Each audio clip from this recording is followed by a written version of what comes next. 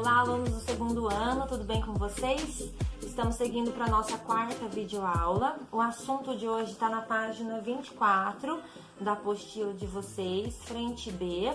E eu estou encerrando hoje o capítulo 2, que é o capítulo sobre reprodução humana, tá? Hoje eu vou falar um pouco sobre doenças sexualmente transmissíveis. São algumas doenças, né, as de maior importância. E é claro que aqui nessa aula eu estou transmitindo somente as informações principais. Nos exercícios da apostila e os que eu estou encaminhando como atividade e na leitura do texto, vocês vão achar outras informações, tá bom?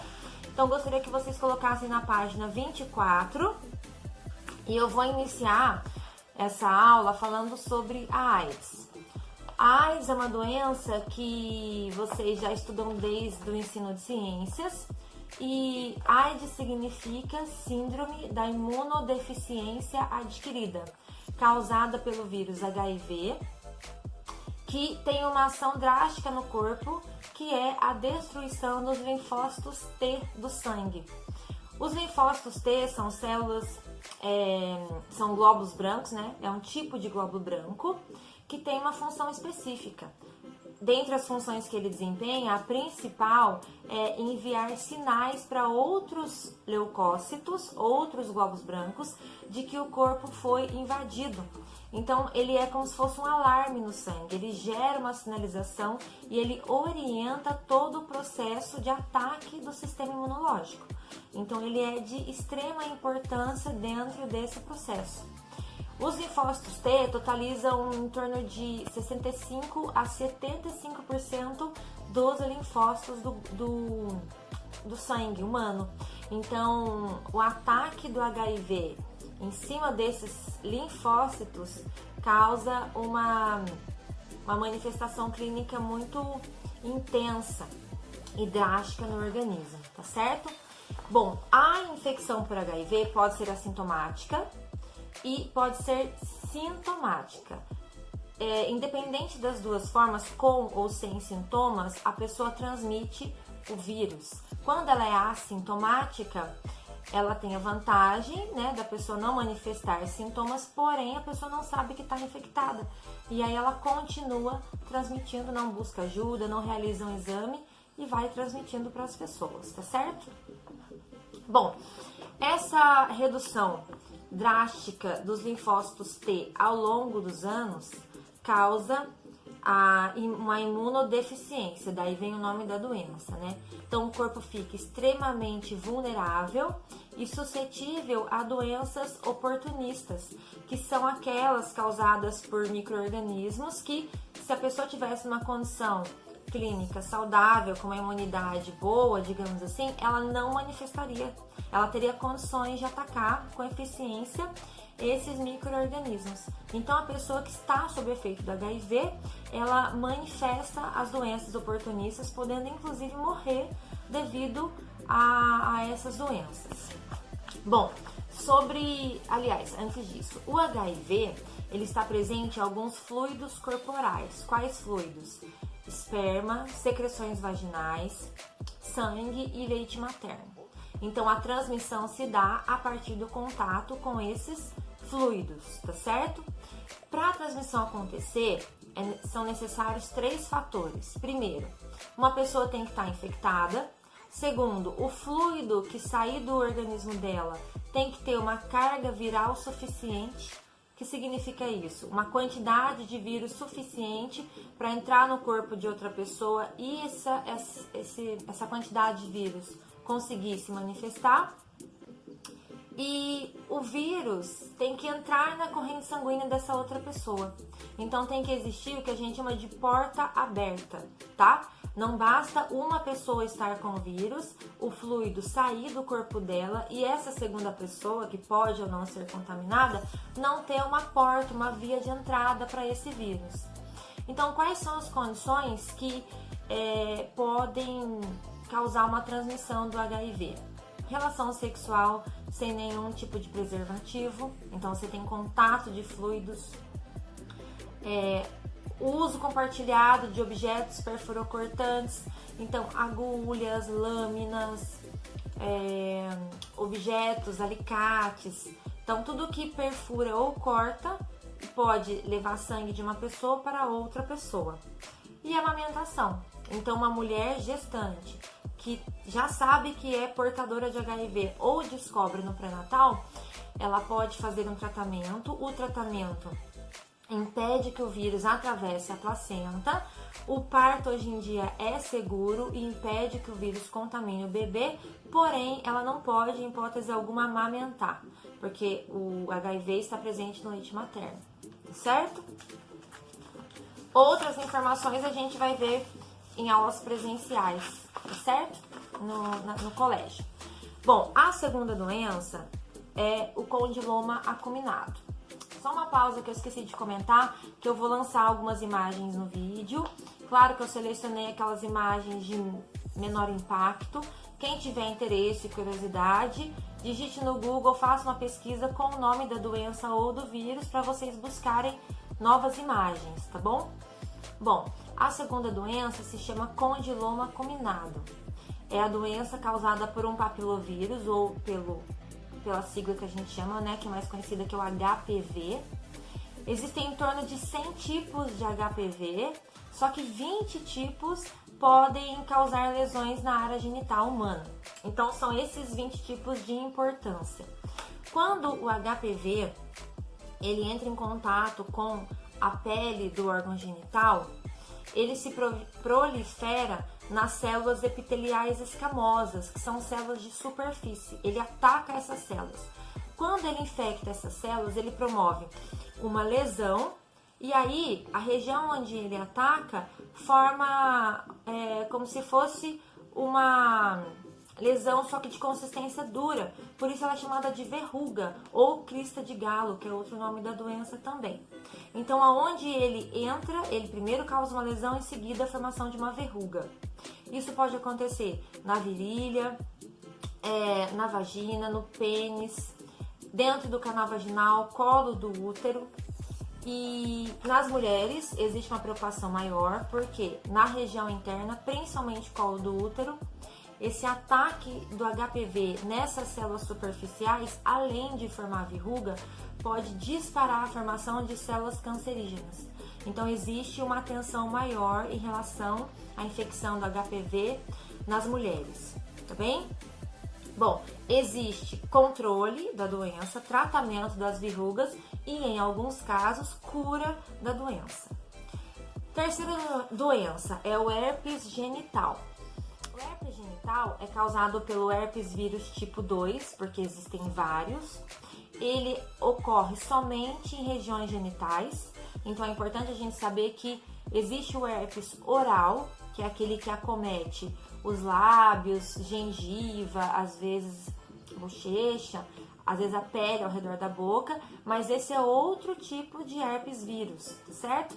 Então, esse herpes vírus tipo 2 ou HSV2, ele ocorre nas regiões genitais. Bom, onde ele infecta, aonde ele entra, ele também ataca essas células epiteliais, porém ele forma uma lesão, uma bolha, parecido com uma queimadura. Então a manifestação clínica dele é diferente do HPV, tá? Ele forma uma bolha com secreção aquosa dentro.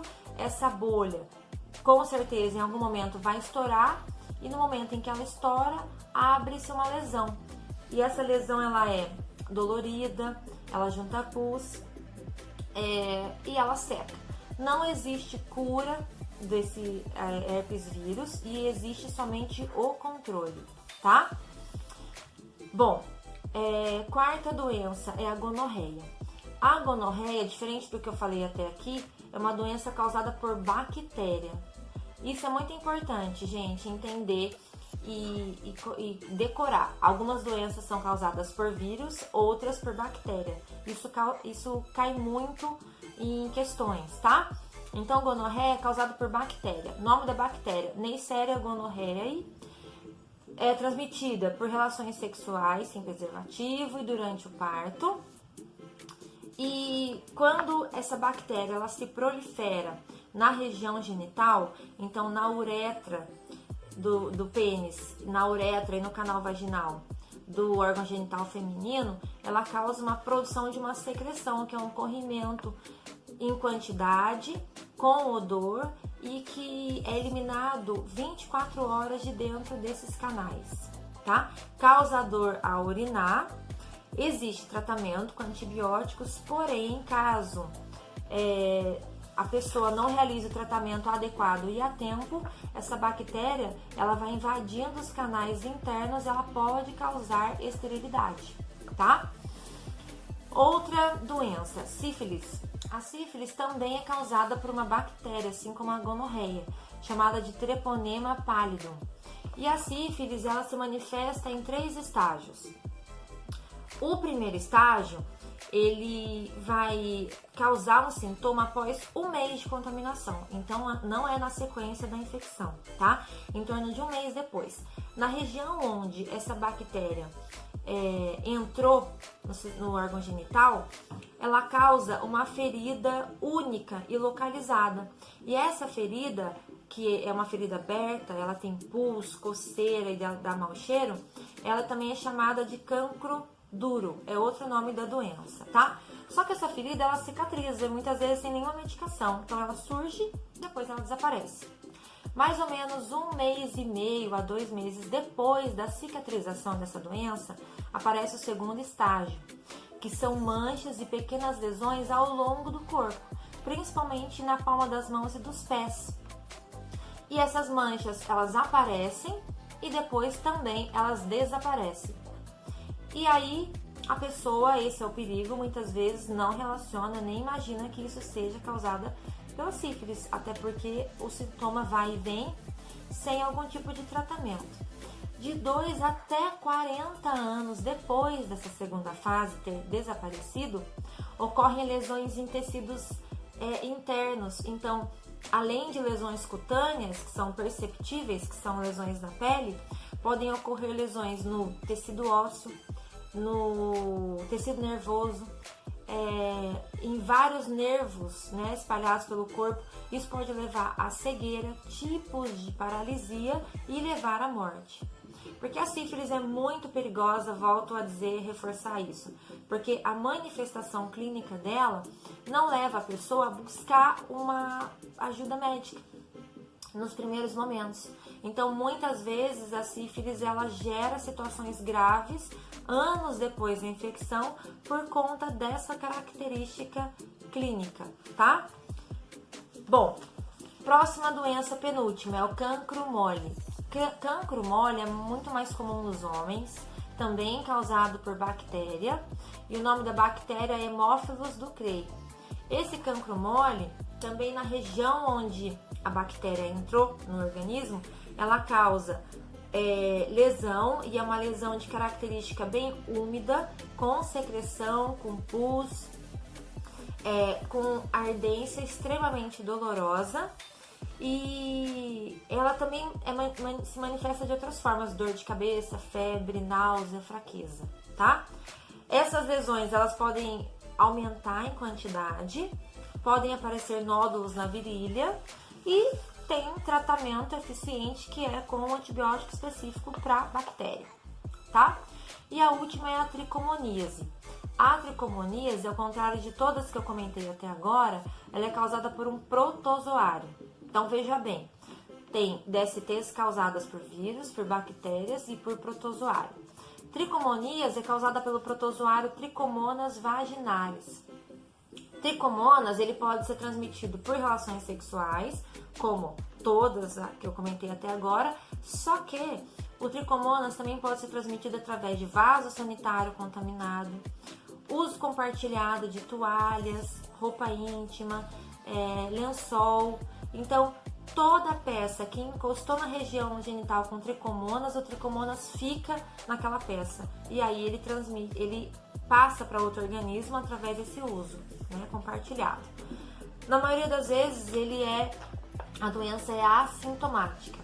Porém, quando ela se manifesta, o primeiro sintoma é uma ardência a urinar, corrimento constante, com mau cheiro, com cor amarelada e coceira na região genital. Nas mulheres, a mesma coisa. existe, que eu comentei em outra doença, existe uma complicação clínica que é justamente o aumento desses tricomonas e possibilidade de esterilidade. Existe tratamento eficiente que combate a proliferação desse protozoário. Bom, leiam os textos da página 24 em diante, façam as atividades, anotem as dúvidas, como eu sempre tenho comentado. Espero que vocês tenham compreendido as principais informações sobre DSTs. Um abraço para todos vocês, estou com saudade e logo nos veremos nas aulas presenciais. Um beijo!